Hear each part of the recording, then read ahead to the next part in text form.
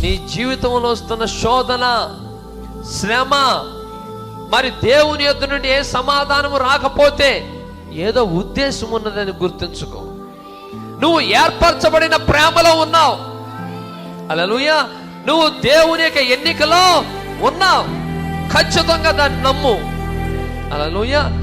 నువ్వు రక్షించబడడానికే ఎన్నిక చేయబడ్డావు. అది నమ్ము ప్రియమైన దేవుని పిల్లరా.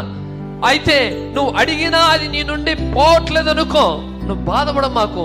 దానికి ఒక ఉద్దేశం ఉందంట. తర్వాత ఏదో ఉద్దేశం ఉంది, అందుకే దేవుడు దాన్ని తొలగించట్లేదు. పౌలు ఆ ఉద్దేశాన్ని గుర్తించాడు. యేసు ప్రభు ఆ ఉద్దేశాన్ని గుర్తించాడు. అందుకని వారు ఏమన్నారంటే, నీ చిత్తమే సిద్ధించునుగాక. నీకు ఎలా ఇష్టమో నా జీవితాన్ని అలాగా చెయ్యి.